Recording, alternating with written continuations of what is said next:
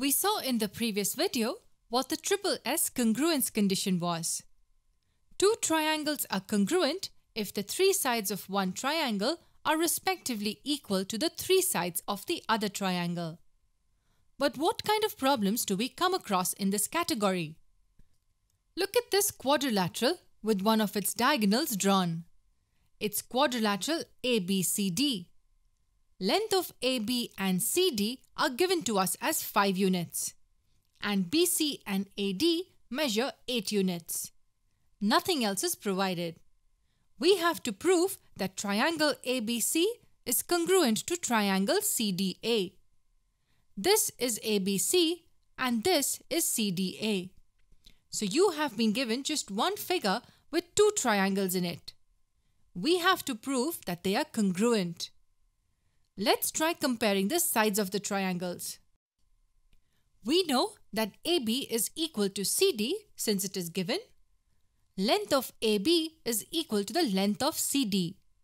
Note the order, AB and CD. These two lengths are equal. We can write BC is equal to DA as both are equal to 8 units.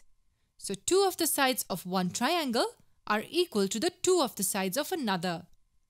Is this enough to tell us that both triangles are congruent? Probably not. We need to compare the remaining side of each triangle.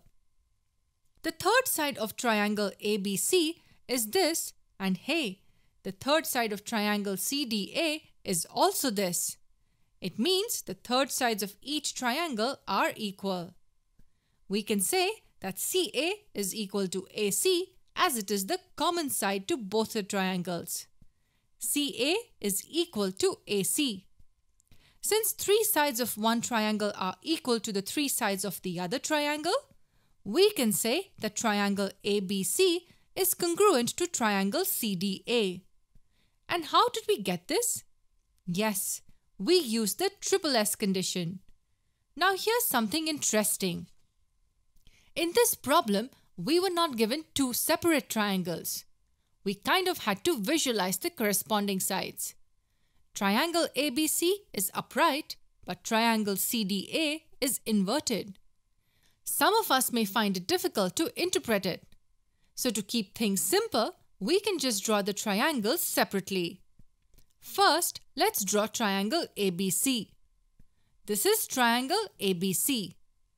AB is 5 units long, so we write a 5 here.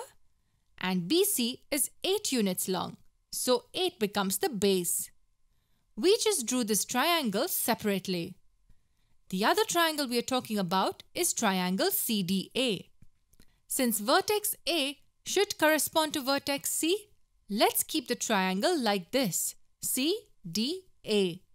Length of CD is 5. Be very careful here since we have inverted the triangle. Since CD is 5, we write a 5 here. And this length is 8 units, which means that 8 becomes the base here. This is how the two separate triangles would look. We do not have information about the third side.